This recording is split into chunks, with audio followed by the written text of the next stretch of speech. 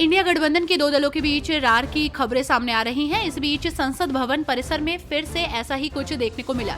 दरअसल लोकसभा में विपक्ष के नेता राहुल गांधी अडानी मामले को लेकर संसद परिसर में विपक्षी सांसदों के विरोध प्रदर्शन में शामिल हुए। इस दौरान इंडिया गठबंधन के तमाम दल विरोध प्रदर्शन में कांग्रेस के साथ खड़े नजर आए, लेकिन इस विरोध प्रदर्शन में टीएमसी और सपा के सांसद शामिल नहीं हुए। इस राजनीतिक घटनाक्रम ने अटकलों को हवा दे दी है। बलिया जिले के बांसडीह नगर पंचायत और पुलिस प्रशासन ने संयुक्त अभियान चलाकर सड़कों से अतिक्रमण हटाया।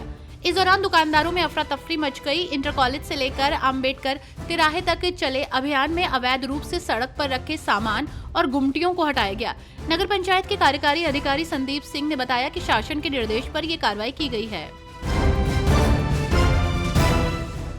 कांग्रेस नेता तारिक अनवर ने आचार्य प्रमोद कृष्णम के बयान पर कटाक्ष करते हुए कहा कि जब वो कांग्रेस पार्टी में थे तब उनकी बातों को महत्व दिया जाता था, लेकिन अब जब वो कांग्रेस में नहीं है तो उनकी बातों का कोई महत्व नहीं है, क्योंकि उनका विपक्ष के साथ समझौता तो हो चुका है, इसलिए उनकी बातों का अब कोई महत्व नहीं है। पूर्व कैबिनेट मंत्री मुख्तार अब्बास नकवी रामपुर पहुंचे, जहां उन्होंने संभल में जामा मस्जिद पर हरिहर मंदिर के दावे और फिर अजमेर शरीफ के दरगाह के नीचे मंदिर होने के दावों पर किए गए सवाल पर खुलकर अपनी राय रखी।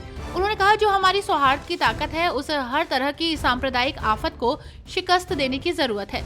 एकजुट होकर समाज के आपसी ताने बाने को मजबूत करने की जरूरत है। उन्होंने कहा, सांप्रदायिक फसाद में सियासी मफाद ढूंढ रहे साजिशें सिंडिकेट के सांप्रदायिक संक्रमण से हमें सावधान रहना होगा।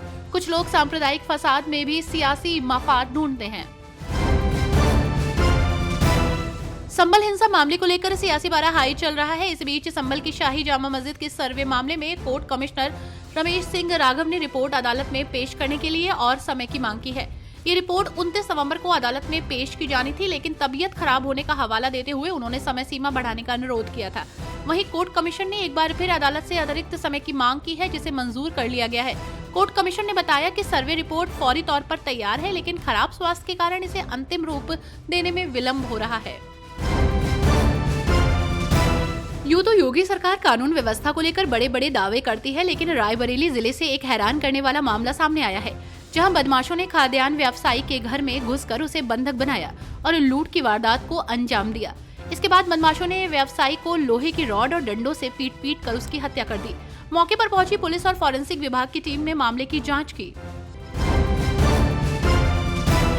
समाजवादी पार्टी के अध्यक्ष अखिलेश यादव ने वाराणसी में सड़क किनारे पटरी लगाने वाले लोगों पर प्रशासन की कार्रवाई का विरोध किया।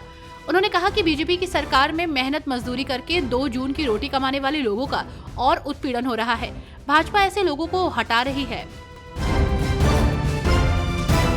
यूपी में केंद्रीय विद्यालय खोजने के ऐलान के बाद अब केंद्र सरकार ने उच्च शिक्षा क्षेत्र में बड़ा कदम उठाया है, जिसके तहत यूनिवर्सिटी और कॉलेज खोलने की तैयारी की गई है, जिसके तहत उच्च शिक्षा में पिछड़े राज्यों में जल्द ही नई यूनिवर्सिटीज और कॉलेज खोलने की घोषणा की जाएगी। इसकी तैयारी की जा रही है। इस लिस्ट में उत्तर प्रदेश का नाम भी शामिल है। आजमगढ़ में सुहेल देव भारतीय समाज पार्टी के महिला जागरूकता महासम्मेलन में पंचायती राज मंत्री ओम प्रकाश राजभर ने सपा पर जमकर निशाना साधा। उन्होंने कहा कि आगामी चुनाव में हम गढ़ को गढ़ ही बनाने का काम करेंगे। वहीं राष्ट्रीय महिला मंच की अध्यक्ष राधिका पटेल ने महिलाओं को राजनीति में 50% आरक्षण देने की मांग की। वहीं पार्टी ने आजमगढ़ 10 सीटों पर अपना दावा पेश किया। आगरा के खौरिया एयरपोर्ट को फिर से बम से उड़ाने की धमकी मिली है। 1.5 महीने बाद मिली इस धमकी से सुरक्षा एजेंसियां अलर्ट हो गई हैं।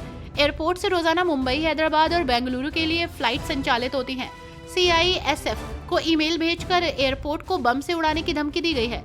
बम निरोधक दस्ता एयरपोर्ट परिसर में चेकिंग कर रहा है।